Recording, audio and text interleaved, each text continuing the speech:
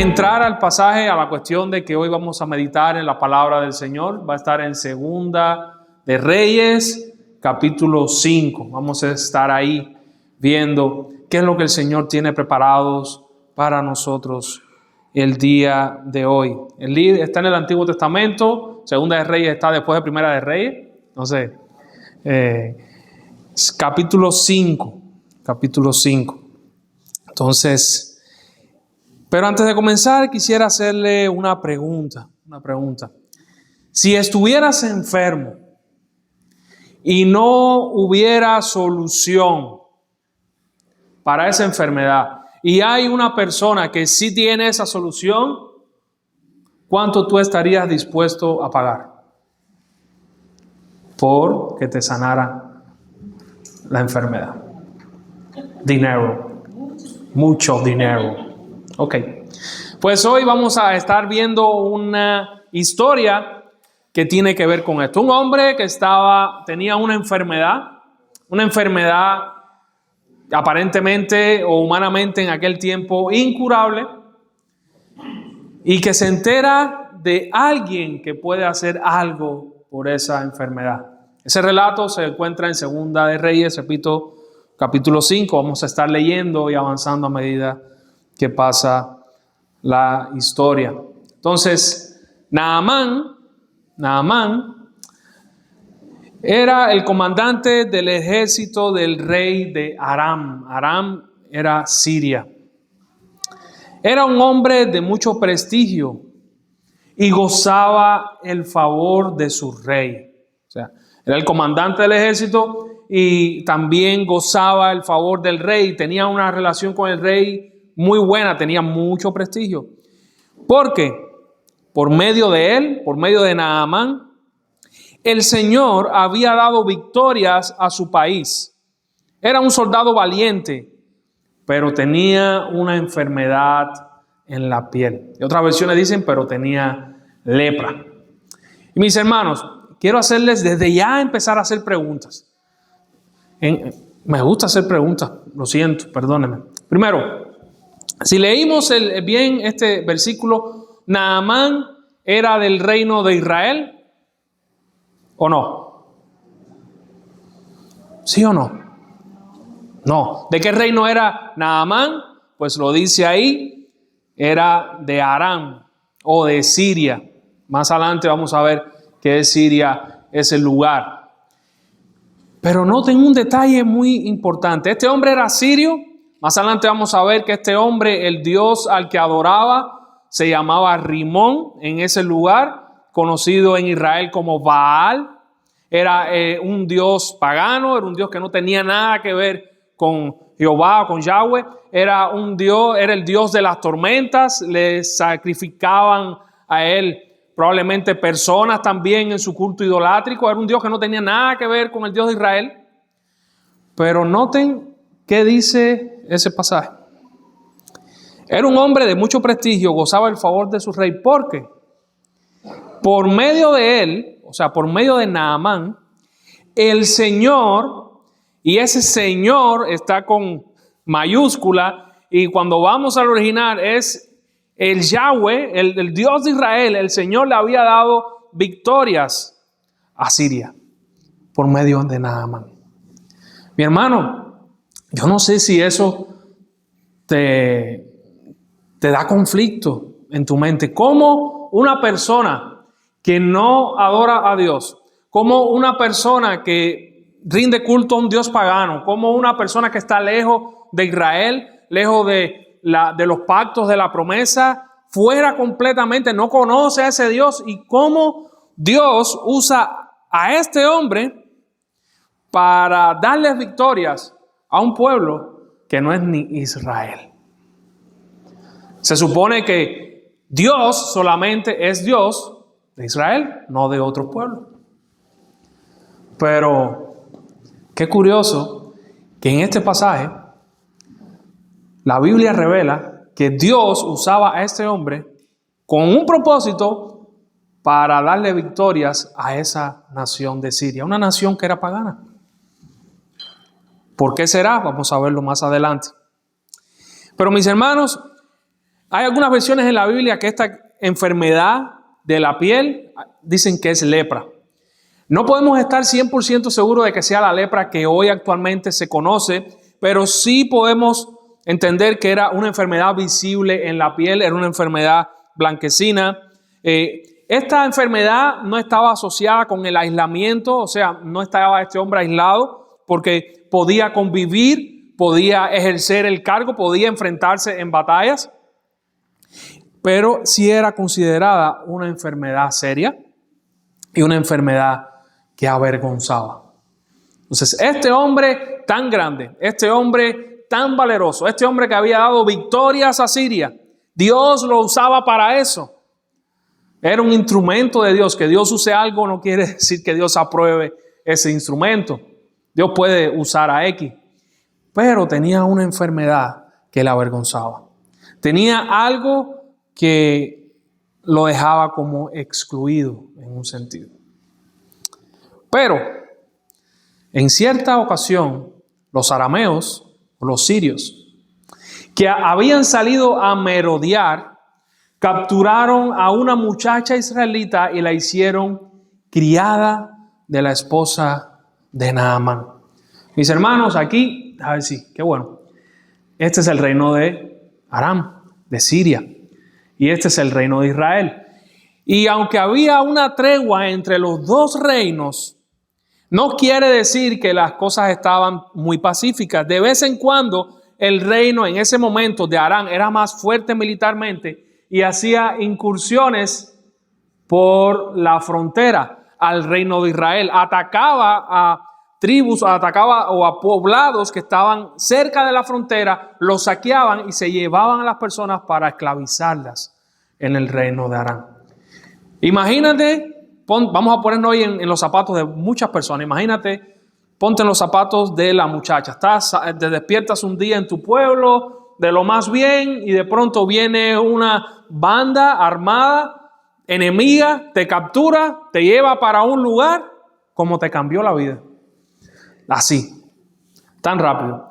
Y la ponen nada más y nada menos que de criada de Naamán. No quiere decir Naamán, como era el comandante del ejército, no crean que él estaba en esas bandas armadas, sino que vinieron y la vendieron a Naamán.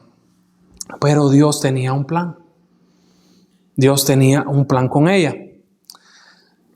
Mis hermanos, un día, aquí está, un día esa muchacha le dijo a su ama: ojalá el amo fuera a ver al profeta que hay en Samaria, porque él lo sanaría de su enfermedad en la piel. Naamán fue a contarle al rey lo que la muchacha israelita había dicho. El rey de Aram le respondió: bien, puedes ir, yo le voy a mandar cartas al rey de Israel.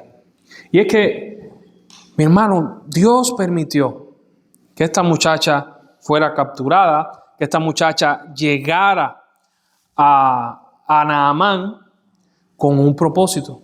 Así como Dios tuvo propósito en que los hermanos de José empezaran a odiarle, lo quisieran matar, después no lo mataron, después se lo dieron a un grupo de mercenarios que lo llevaron a Egipto y lo vendieron a Potifar. Asimismo, Dios tenía un propósito con esta muchacha israelita que era esclava. En el caso de José, Dios usó a José para proclamar su gloria en Egipto. En el caso de esta muchacha esclava, pues Dios también la usa a ella para proclamar su gloria en Aram o en Siria. Y le dice: en Israel hay un profeta que ojalá que mi amo fuera a verlo para que sanara de la lepra. Aquí nada puede sanarlo. Allá hay un hombre que puede sanarlo. Si a ti te dijeran: oye, hay alguien que puede sanarte, ya tú solamente con eso te bastaría. ¿Cuál era el currículum vital o el currículo de vida de este profeta que era Eliseo? Pues bueno, Eliseo, una de las primeras cosas que hizo fue que sanó un manantial, que ese manantial era venenoso.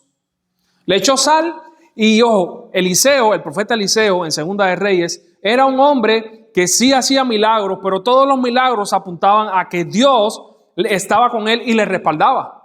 Entonces, este hombre, una de las primeras cosas que hace en Segunda de Reyes capítulo 2 es sana un manantial, echa sal y escuchen lo que dice. Así dice el Señor, yo purifico esta agua para que nunca más cause muerte ni esterilidad. O sea, él obrando, Eliseo era como el instrumento de Dios para hacer milagros. ¿Pero qué más hace? Bueno, pues en una ocasión Eliseo estaba en un lugar y personas empezaron a burlarse de él. Jóvenes, dice que empezaron a burlarse de él. Le decían, hey, calvo, salte. Decían así. Y Eliseo los maldijo. Tanto fue así que salieron 2 osas y dice que despedazaron como a 40 de esas personas que se estaban burlando de Eliseo. Pero ¿qué más hizo? Por la orden de Eliseo, una viuda que era viuda de los profetas, del círculo de los profetas, ella tenía una deuda grandísima. Y venía su acreedor y quería llevarse a sus hijos para hacerlos esclavos, para que ella pagara su deuda. Esa viuda va a Eliseo, le dice, Eliseo, ayúdame. Eliseo le dice, ve por los vecinos, pídele vasijas. ¿Qué tú tienes en tu casa? No aceite. Pide vasijas, llena todas las vasijas de esas que tú tienes y luego, cuando ya se te acaben las vasijas, véndela y paga la deuda. Y no solo paga la deuda, vive después de lo que te sobre. Entonces, Eliseo también multiplica el aceite. Es un profeta que puede hacer esas cosas, pero no solamente eso. Había una tsunamita que no tenía hijos y siempre le preparaba un cuarto. Siempre le preparaba un cuarto para que Eliseo se quedara. Cuando iba de pasada, se quedara.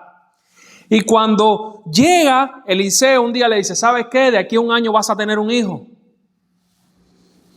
Y evidentemente la señora o la tsunamita tiene el hijo. Pero al pasar del tiempo, ese hijo fallece.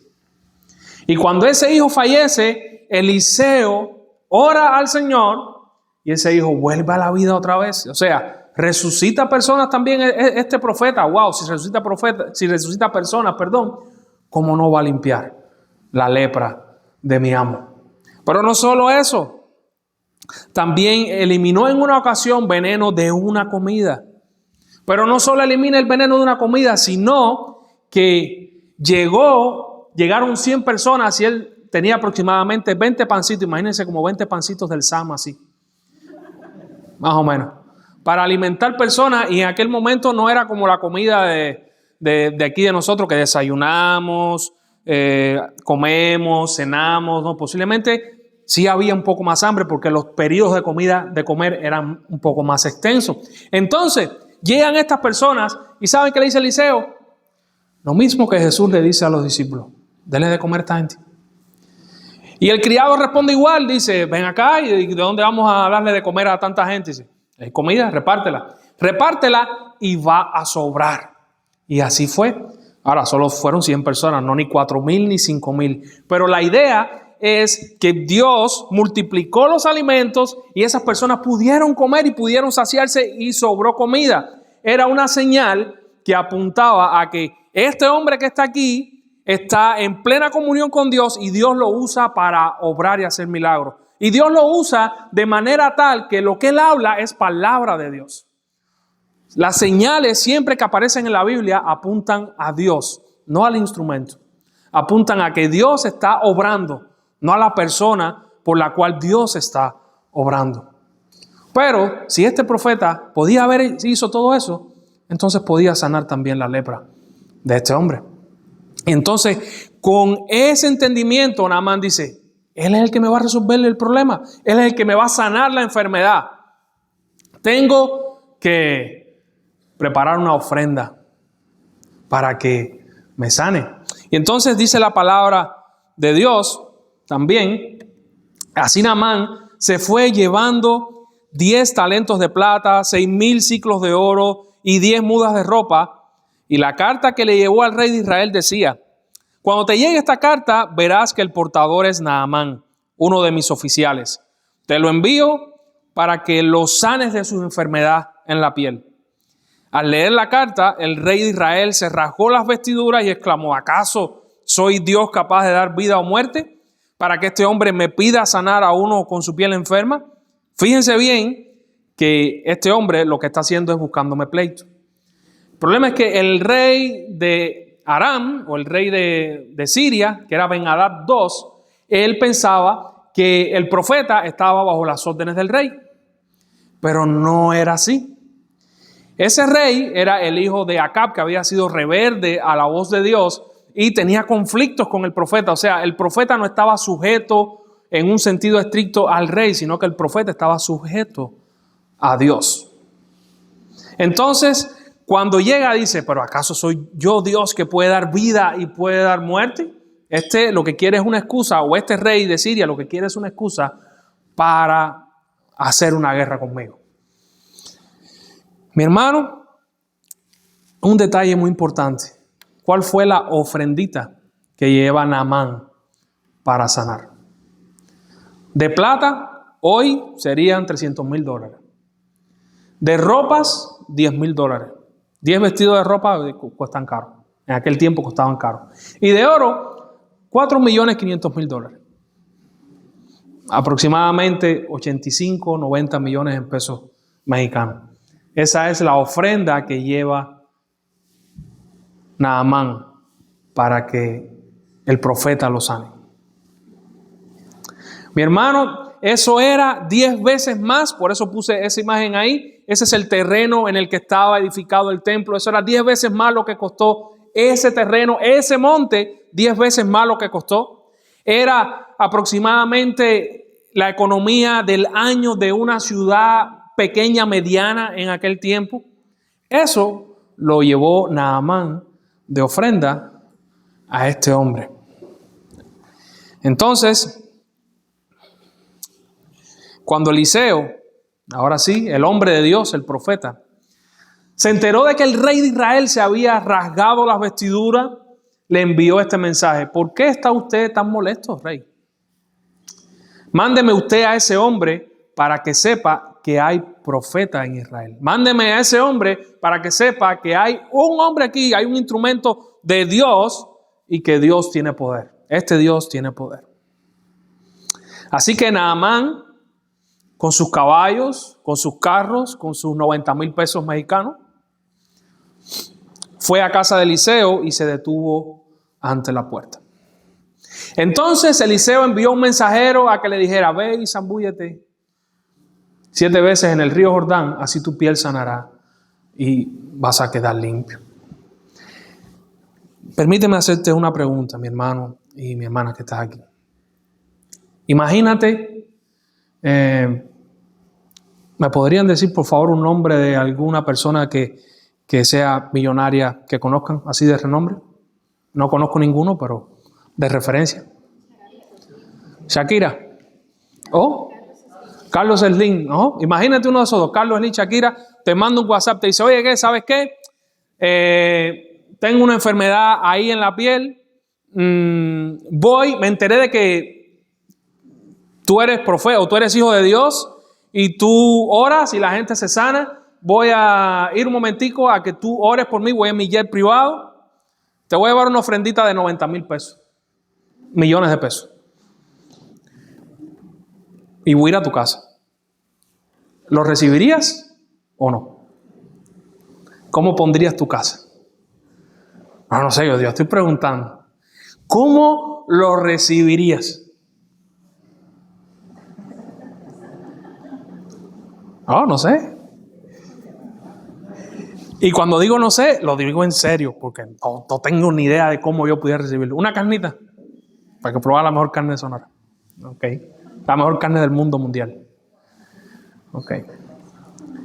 Estoy seguro, mi hermano y mi hermana, amiga que estás aquí, que tú lo vas a recibir bien. Espérate, que este hombre me va a resolver la vida mía, la de mis hijos, la de mis nietos, tataranietos y ya está. Pero miren lo que hace ahora este profeta. No lo recibe. El hombre está al frente de su casa, ni le deja entrar a la casa. Manda a un criado, ni ve al profeta, manda a un criado y le dice: ¿sabes qué? Ve y zambúllete 7 veces en el río Jordán y así tu piel va a quedar sana. Ya. No tienes que hacer más nada. Ahora vamos a ponernos del lado en los pies de Naamán. ¿Cómo tú te sentirías si vas a la casa de alguien y la persona no te abre las puertas? Si la persona no te recibe. Si la persona manda a un mensajero y te dice, ¿sabes qué? Vete y lávate y punto. ¿Cuál sería tu reacción? ¿Estarías alegre? ¿Contento? Yo no sé cuál fue tu reacción, pero sí podemos saber cuál fue la de Naamán. Naamán se enfureció. Naamán se enfureció y se fue quejando. O sea, yo soy el importante. Yo vine aquí. Yo he obtenido muchas victorias. El mismo Dios de Israel me ha dado esas victorias. Yo he tenido poder, he ganado gloria, tengo favor con todo el mundo. Mira todo lo que yo traigo. Y este que está aquí, este profeta que está aquí, no me recibe. ¿Qué se cree él? ¿Qué se cree él? Nada más se enfureció y se fue quejándose. Yo creí que el profeta saldría a recibirme personalmente y iba a invocar el nombre del Señor su Dios y que con un movimiento de la mano me sanaría la piel de mi enfermedad. O sea, Naamán ya tenía una película en su cabeza. Ya Naamán tenía la idea de cómo iba a hacer las cosas. Pero en cambio, pasó algo muy distinto a lo que él tenía en su mente. ¿Acaso los ríos de Damasco, el Habaná y el Farfar no son mejores que todo el agua de Israel? ¿Acaso no podría zambullirme en ellos y quedar limpio? Y furioso dio media vuelta y se fue. Y ciertamente esos ríos en algunos lugares se ve mucho más limpio que el río del Jordán, evidentemente. Mis hermanos, de cierta manera Naamán se sintió menospreciado. Bueno, y cualquiera, yo creo que ahorita, si somos sinceros, cualquiera que llegue a la casa de alguien y educadamente le decimos, oye, sí, entra. Si no lo dejamos entrar, pues cualquiera se va a sentir menospreciado. Y más él, que traía tantas cosas, traía tantas esperanzas, traía tantas expectativas de lo que iba a suceder. Las expectativas que él traía no se le cumplieron. Ninguna. El profeta no salió, el profeta no alzó la mano ni invocó el nombre de Dios y se abrió una luz y sanó. No pasó nada de eso. Nada de eso. Pero, una pregunta. ¿Se le dio solución o el profeta le dio solución al problema de Naamán? ¿Sí o no? ¿Sí, no? El profeta no le dijo, no te vas a sanar. El profeta le dijo, oye, ve, lávate 7 veces en el Jordán y vas a ser sano. Y este hombre, en vez de aprovechar o en vez de decir, oye, pues si ya mejor todavía, lo que tengo que hacer es esto solamente, en vez de hacer eso, se fue enojado porque sus expectativas no fueron cumplidas. Mi hermano, este hombre orgulloso, este hombre grandioso para aquel momento, para su nación, casi que su orgullo le estorba tanto que aún teniendo la solución para su problema, no la escoge o no la hace. Dios le dijo, haz tal cosa. Y él lo que se enfocó fue en que lo menospreciaron. Él estaba preparado para algo grande, para dar algo grande, 90 millones de pesos. Él estaba preparado para presenciar algo magnífico, no algo tranquilo. Yo sospecho que a veces tú y yo también somos de esa manera. Entonces sus criados se acercaron para aconsejarle. Las personas que iban con él se acercaron para aconsejarle. Y dijeron, Señor, si el profeta le hubiera mandado a hacer algo complicado, ¿usted no le habría hecho caso? O sea, si el profeta le hubiera dicho, mira, sí, dame todo esto y tienes que ir y derrotar a no sé cuántas personas, algo grande, no lo hubieras hecho. Con más razón, si lo único que le dice a usted es que se zambulla y así quedará limpio. Hazlo. Si lo único que te están diciendo para que quedes limpio es esto, ¿por qué no lo vas a hacer? Si dejamos que el orgullo se interponga o si dejamos que nuestra manera de pensar se interponga en lo que Dios nos está guiando, pues vamos a perder las oportunidades que Dios nos está abriendo. Pero bueno, Naamán hizo caso a sus súbditos. Así que Naamán baja al Jordán, se sumergió 7 veces, según se lo había ordenado el hombre de Dios. Entonces su piel se volvió como la de un niño y quedó limpio. O sea, él dijo, bueno, pues sí, vamos a hacerlo. Y quedó limpio. La solución que Dios le dio era la más sencilla, la más fácil. No tenía que pagar un centavo. Y quedó limpio.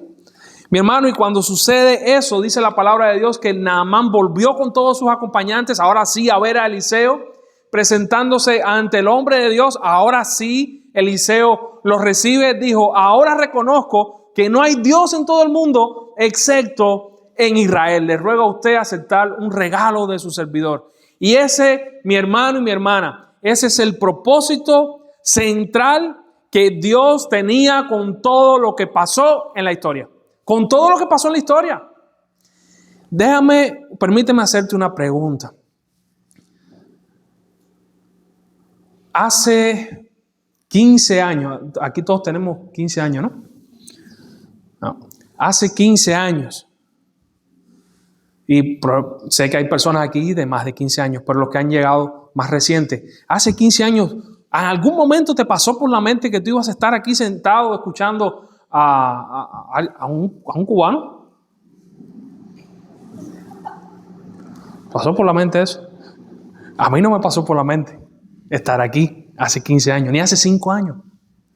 Pero, mi hermano y mi hermana, miren todo lo que Dios tejió, todo lo que Dios orquestó para que ese momento pasara. Dios le da victorias a Naamán. Dios usa a Naamán, lo favorece, pero permite que le llegue la enfermedad de la lepra. Permite que haya una necesidad en él. Permite también que la criada israelita llegue a la casa de Naamán. Permite que ella le diga, oye, mi amo, si va allá, va a ser sanado. Permite todo el proceso que Naamán vivió para que llegara a este punto. Ahora yo reconozco que no hay Dios en todo el mundo excepto en Israel. Mi hermano, mi amigo que estás aquí en esta mañana, ¿cuál ha sido tu proceso para llegar aquí ahorita donde tú estás? A veces, si nos ponemos a meditar en nuestra vida, podemos detectar las huellas de Dios en nuestra vida. Cosas que nos libró, cosas que permitió que nos pasaran, dolores que llegaron a nuestra vida, alegrías que llegaron a nuestra vida. Dios fue orquestando todo el proceso de tu vida y de mi vida para que llegara a este punto. A este punto. Y el propósito de Dios, tanto con Naamán, tanto con José en Egipto, tanto con el pueblo de Israel en todo alrededor, tanto con la iglesia de Dios hoy, es uno solo. Que las personas reconozcan que no hay otro Dios excepto el Dios que tú y yo tenemos. Es un Dios que hace milagros verdaderos. Sí. Es un Dios que no le podemos torcer la mano tampoco, pero es un Dios que hace milagros a favor de su pueblo, a favor de nosotros, diariamente. Naamán creo que tiene una conversión genuina, reconoce a Dios verdaderamente, un nuevo creyente, y le dice, le ruego a usted, Eliseo, que acepte un regalo de su servidor. Que acepte la ofrendita, 90 millones de pesos. Pero Eliseo respondió: tan cierto como que vive el Señor a quien yo sirvo, no voy a aceptar nada. Y por más que insistió Naamán, Eliseo no accedió. Mi hermano, ¿cuál hubiera sido el mensaje que se hubiera llevado Naamán si Eliseo le acepta la ofrenda? Algo de ofrenda. Recuerden que Naamán tuvo esa primera experiencia con Dios, no conoce, sabe que Dios existe, pero no ha pasado un discipulado, no ha pasado nada, tiene esa experiencia con Dios, va a empezar a caminar con Dios. ¿Cuál sería la idea de Naamán, de Dios, si Eliseo acepta esa ofrenda? ¿Cómo este acto podría torcer el carácter de Dios?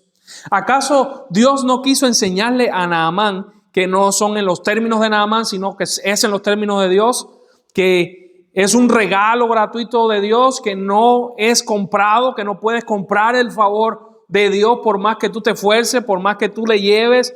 No puedes y no podemos comprar el favor de Dios, mi hermano. No podemos. Nuestro Dios no es un Dios que se renta, no es un Dios que se alquila, no es un Dios que tú puedes darle algo para que Él te dé a cambio. ¿Cómo esto torcería el carácter de Dios si Naamán aceptara esa ofrenda? Si Eliseo, aceptara esa ofrenda. El don de Dios no se paga porque no podemos pagarle. Mi hermano, y eso debe hasta ayudarnos a nosotros a entender un poco más, incluso cuando venimos aquí a poner nuestras ofrendas delante. ¿Cuál debe ser la intención de nuestro corazón? La que no debe ser es: yo te voy a pagar, o yo te estoy pagando, Dios, lo que tú has hecho conmigo. Mi hermano, eso es un error muy grave. No podemos pagarle a Dios. Tú quieres que el reino de Dios se expanda, tú quieres que ver a más personas en la iglesia, tú quieres que Dios pueda glorificarse a través de lo que hacemos, tener misericordia con más personas, no sé, que el reino de Dios avance, ok, sí, ofrenda y demás. Pero si ofrendas con la intención de que yo voy a buscar el favor, yo voy a ofrendar para que Dios me bendiga, mi hermano, eso está mal. Eso está mal. Ese no es el Dios de la Biblia, ese no es el Dios que tú y yo adoramos. A Dios no se le paga, Dios no está a la renta. En ese caso, persistió Naamán: entonces permíteme usted llevarme 2 cargas de esta tierra. O sea, Naamán le dijo: permíteme llevarme 2 mulas cargadas de tierra, de esta tierra. Porque en aquel momento las personas creían que el Dios de ese lugar tenía poder solamente en la tierra de ese lugar. Entonces Naamán dijo: si yo voy a partir de ahora a adorar únicamente a este Dios, pues tengo que llevarme tierra de este lugar para poder adorarlo allá en Siria. Fíjense que Naamán no da nada, Eliseo no permite que dé nada. Naamán se lleva la tierra para adorar a Dios allá en donde vive, en Damasco.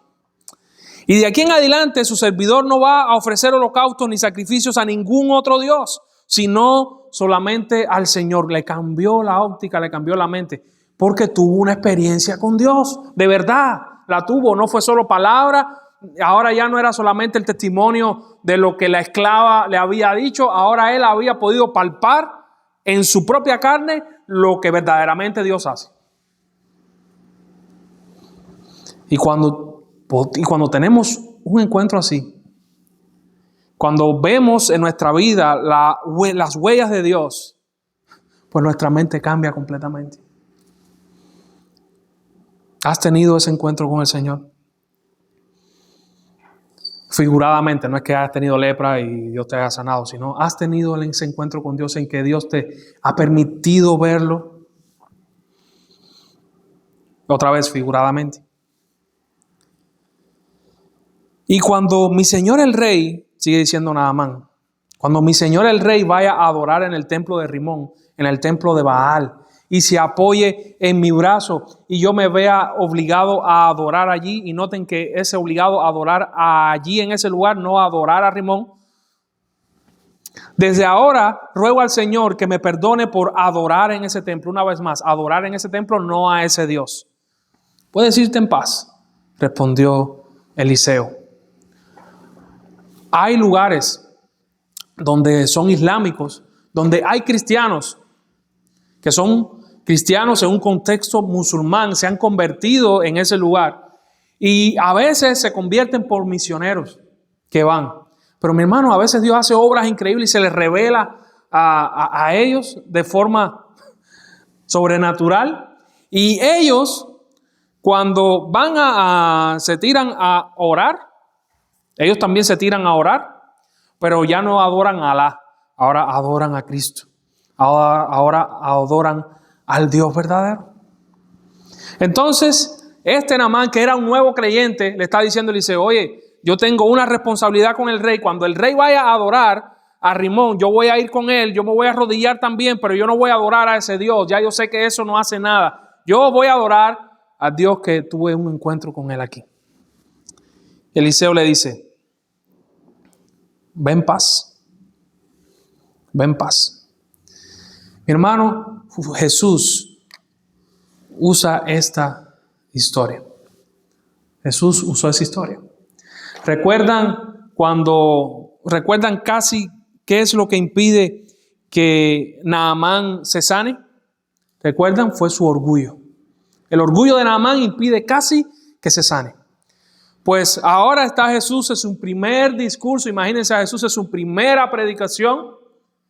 Gracias a Dios no me pasó lo mismo que a él. Imagínense que hubiera llegado aquí en mi primera predicación y me hayan querido llevar para el Bachoco y hayan querido tirarme. Uy, hubiera estado feo eso. Hubiera estado feo eso. Jesús empieza a decir, muchos leprosos había en Israel en los tiempos del profeta Eliseo, pero ninguno de ellos fue limpiado sino Naamán el sirio. O sea, en el pueblo escogido de Dios había muchos leprosos, pero Dios no escogió a ninguno de ellos para sanarlos, sino que fue afuera del pueblo de Dios y buscó a un sirio, y a ese sirio Dios lo sanó. Todos en la sinagoga o en la congregación se llenaron de ira cuando oyeron estas palabras de Jesús. Y levantándose, le echaron fuera de la ciudad y le llevaron hasta la cumbre del monte sobre el cual estaba edificada su ciudad para despeñarle. Pero él, pasando por en medio de ellos, se fue. Los judíos, mis hermanos, en el tiempo de Jesús, pues ellos eran el orgullo nacional. Ellos tenían al verdadero Dios y estaban orgullosos de eso. Tan orgullosos que las demás naciones, pues, probablemente eran perros tratados con mucho menosprecio. Así como la actitud de Naamán al principio, pues así también estaban los judíos en ese momento. Y Jesús le dice, ¿sabe qué? El orgullo que tenemos ahorita, en ese momento, que el pueblo de Dios estaba en rebeldía, el Israel estaba en rebeldía, no permitió que Dios obrara, o Dios no quiso obrar en su pueblo y buscó a una persona de afuera de su pueblo para sanarlo. Mi hermano y mi hermana, ¿qué podemos llevarnos de esta historia? ¿O qué más podemos llevarnos de esta historia? Yo espero que Dios te haya hablado hasta ahorita. Primero, donde Dios nos tiene, nos faltó la S, me faltó la S. Como buen cubano, me comí la S hasta la presentación. Donde Dios nos tiene, allí Él quiere glorificarse. Donde Dios tuvo a esa criada, en ese lugar, Dios tenía un propósito con ella. Donde Dios te tiene, ya sea, me imagino que ninguno esclavo, pero en el lugar X que estés, Dios tiene un propósito con eso. A Dios no le has pasado desapercibido. No le has pasado desapercibido. Y su propósito siempre va a ser glorificarse. Y su último propósito va a ser que las personas respondan como respondió Naamán. Ahora yo sé que el Dios de Israel es el Dios de verdad. Ahora yo sé que ese Dios que tú tienes, ese Dios es de verdad. Mi hermano, tenemos que estar expectantes de lo que Dios va a hacer en la obra de los que están alrededor de nosotros. Segundo, nuestro orgullo siempre va a jugar en nuestra contra. Siempre, nunca va a estar a nuestro favor. Siempre va a jugar en contra nuestra.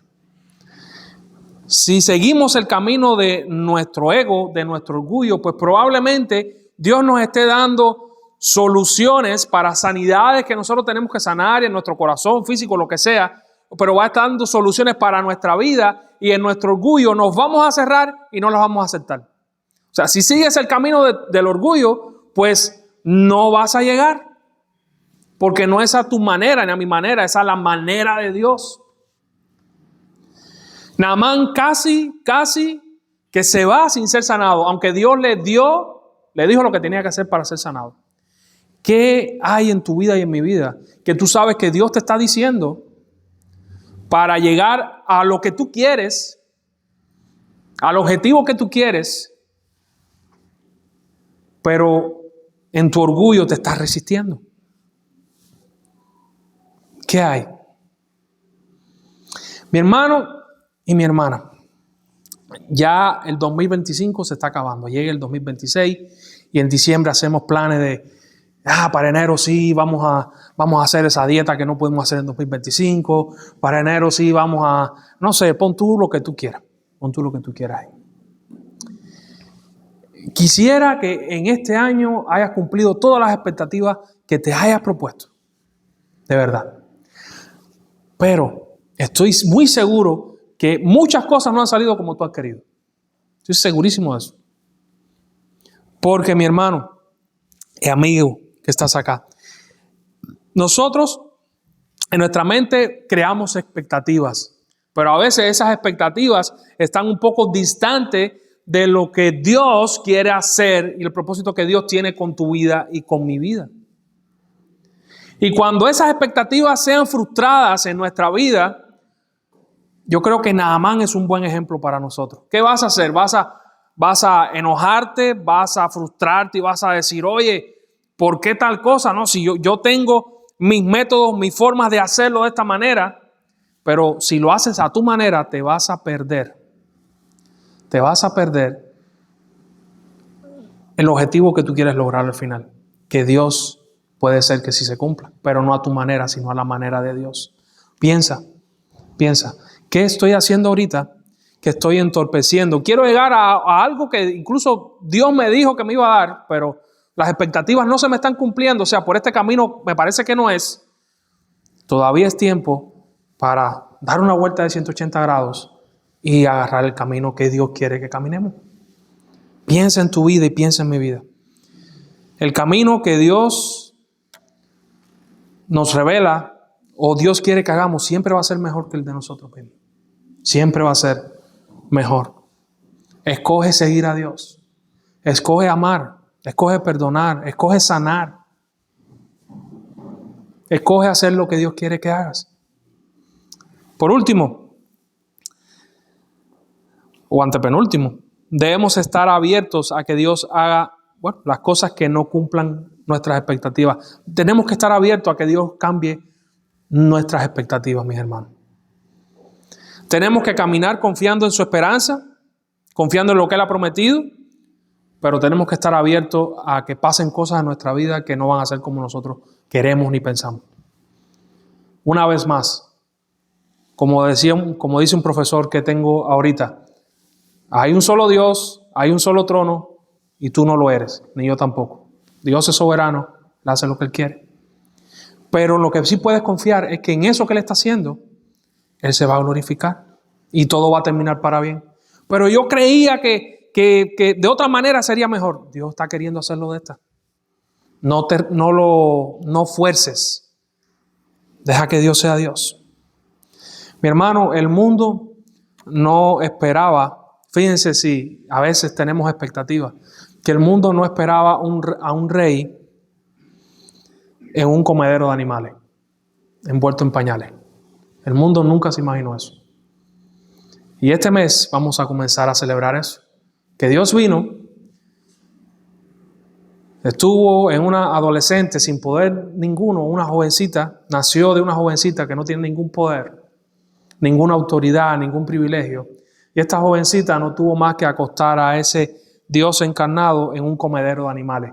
Y sí, es un pesebre, pero pesebre suena muy, muy lindo, muy navideño, muy bíblico. Lo acostó en un comedero de animales.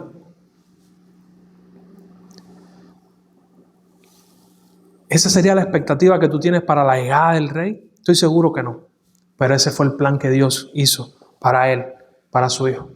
La expectativa que a lo mejor tú tuvieras para un libertador era que viniera y que acabara con toda la maldad. La expectativa real fue que Dios vino, que murió Jesús en la cruz para salvarnos a ti y a mí. Para que tú y yo hoy pudiéramos adorar. Entonces, tener expectativas son buenas. Es bueno que tengamos expectativa, esperanza para el 2026. Venga esa dieta, ahora sí. Pero,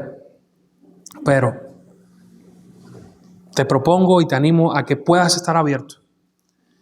A que Dios pueda, así como le cambió la vida a la muchacha israelita en un momento, así como le cambió la vida a Naamán en un momento, así como a veces nos cambia la vida a nosotros de un minuto para otro en la actualidad, que estés abierto a que Dios lo haga y que tú recibas eso y puedas decir, Señor, confío en ti, tú tienes el control, guíame en medio de esto. Vamos a orar.